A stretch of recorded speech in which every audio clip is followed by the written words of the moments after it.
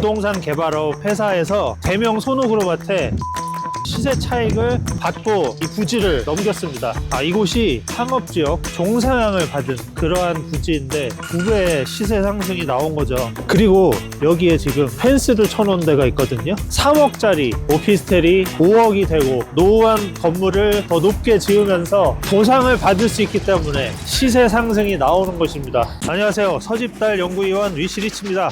안녕하세요, 서집달 칼럼니스트 어반밸류입니다. 오늘 나온 곳은 강남 도심, 바로 테헤란로 선릉 역세권입니다. 오늘 강남에 나온 이유는 이 강남 도심은 누구나 아는 좋은 곳이잖아요. 그런데 우리가 소액으로 시세 상승을 노릴 수 있는 그러한 투자 포인트, 투자 방법, 그리고 시세 상승 사례들, 또 대기업들, 부자들은 어떻게 해서 돈을 벌어가는지, 우리도 이런 방식으로 소액 투자를 할 수 있다는 점 다시 한번 알려드리도록 하겠습니다. 지금 이쪽 선릉 역세권에 나와 있는데 이 근처로 신축공사 준비하고 있는 곳들이 있습니다. 최근에 강남 도심에 규제 완화를 하는 도시 계획이 나왔잖아요. 테헤란로 일대에 리모델링 활성화 구역으로 해서 구역 지정을 했고요. 그리고 구출 대책을 통해서 이 아파트가 아닌 이 공실 상가나 노후 오피스텔 이런 비주택에 대해서 개발을 활발하게 밀어주겠다는 규제 완화 소식이 나왔으니까 이런 것들이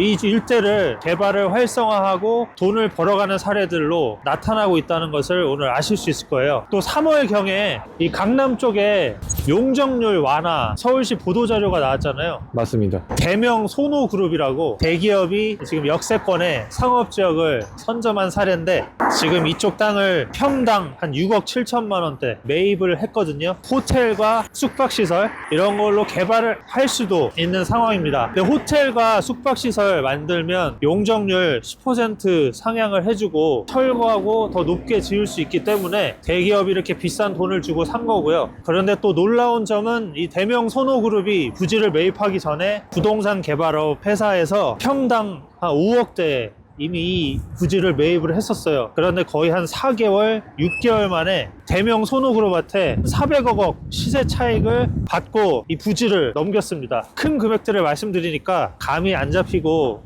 별로 흥미롭지 않으실 수도 있지만 이런 사례들을 소액으로도 시세 상승이 나온 것들을 또 알려드릴 겁니다.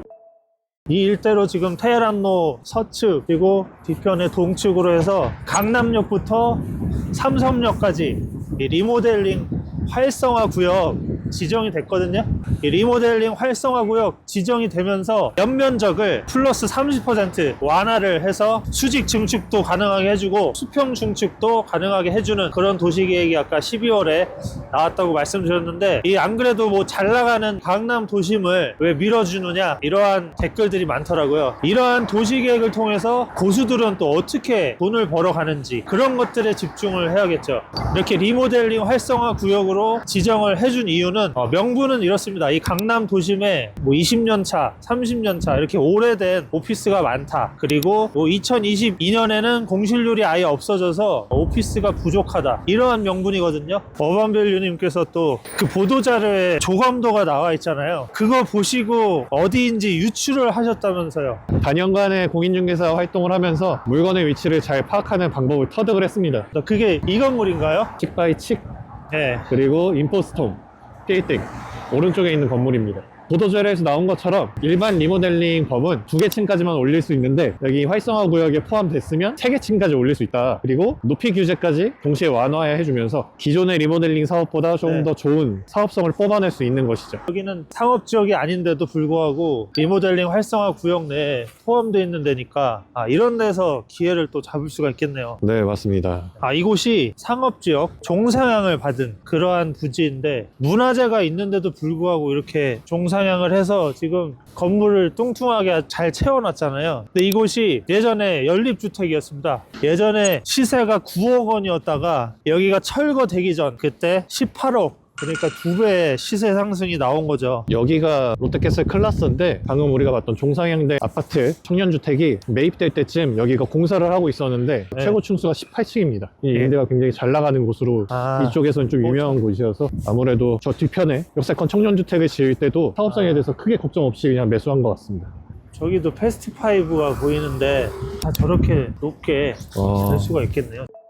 저기 지금 로켓 배터리 보이죠? 저게 바로 세방전지, 2차전지 기업인데요. 그 기업이 세방빌딩 건물을 93년도 그때 매입을 해서, 그때에 비하면 지금은 벌써 평당 7억은 기본으로 가는 거니까요. 부동산 투자는 끝났다, 이러한 얘기들을 옛날부터 경기가 안 좋으면 그런 얘기들이 많이 나오잖아요. 그런데 결국 기업들도 사업을 영위하면서 이 도시계획을 보고 용적률이 높아질 곳들, 시세 차익이 많이 나올 곳들, 이런 곳들을 다 선점한다는 것을 알 수가 있습니다. 그리고 이 앞에 20층 되는 이 건물이 있는데, 저기는 집합건축물이라고 하죠. 소유가 나눠져 있는 구분 소유 건물인데, 저런 노후 오피스텔들이 상업지역에 있는 오피스텔인데 2억짜리가 뭐 3억이 되고, 또 4억이 되고, 그리고 3억짜리 노후 오피스텔이 5억이 되고, 이런 식으로 2018년 그때부터 해서 최근 2025년까지 유의미한 상승 사례들이 막 나오고 있거든요. 지난 영상들에도 말씀드린 것처럼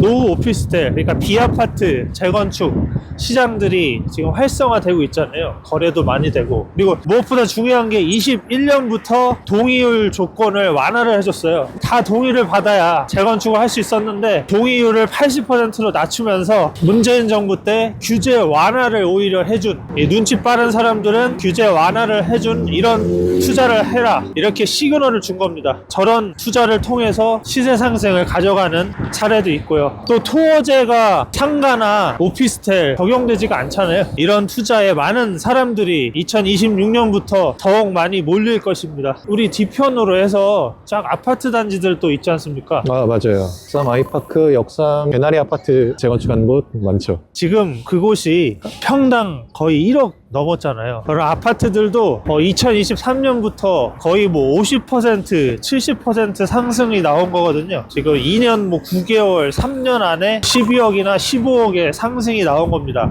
그리고 여기에 지금 펜스를 쳐놓은 데가 있거든요. 여기도 똑같이 통건물이 아니고 다 소유가 구분으로 나눠진 집합 건축물입니다. 그런데 지금 펜스를 치고 개발을 하려는 이런 사례들이 또 나온 거예요. 3억짜리 오피스텔이 5억이 되고 4억 오피스텔이 또 6억이 되는 이러한 사례들이 나온 게, 도시계획을 통해서 용적률을 더 주기 때문에 노후한 건물을 더 높게 지으면서 보상을 받을 수 있기 때문에 시세 상승이 나오는 것입니다.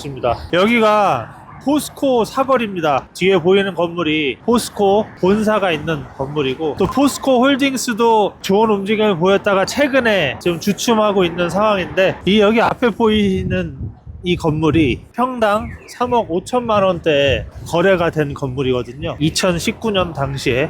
삼성동 빌딩이라는 이름을 가지고 있고 24년부터 물건이 올라와 있었는데, 최근 25년 11월, 10월쯤에 3,700억에 매각이 되었습니다. 그래서 평당 5억을 훌쩍 넘기는 금액으로 거래가 되었습니다. 가격을 더 내려야 된다, 뭐 이런 이야기가 있었는데, 오히려 금액을 더 높이면서 매각이 되었기 때문에 꼭 언론의 이야기만 믿지 마시고 건물의 가치를 산정을 할 수 있는 그런 실력이 되면은 좋겠습니다. 이 물건을 가지고 있는 법인에서는 이러한 도시계획이 나온 거를 알기 때문에 서두를 필요가 없습니다. 급매로 팔 필요가 없어요. 우리도 입지만 보고 기다린다는 게 아니라, 강남 도심 용적률 완화, 그리고 높이 제한 완화, 이런 소식들이 계속 나오고 있잖아요. 그런 것들이 이런 시세 상승을 가져가게 한 요인이 됐고, 주변에 개발이 되면서 계속 리모델링 사례도 나오고, 아예 새로 신축하는 사례들도 나오면서 땅값이 오르면서 또 이런 데들도 영향을 끼친다는 걸 이렇게 알 수가 있는 겁니다. 그리고 이 뒤쪽에 코오롱 인더스트리, 의류 관련 기업인데요. 이 코오롱 인더스트리 매물도 원래는 최근에 평당 7억 원대 매물이 올라와 있었는데, 지금은 평당 8억 원대로도 매물이 올라와 있거든요. 이런 것들을 보시면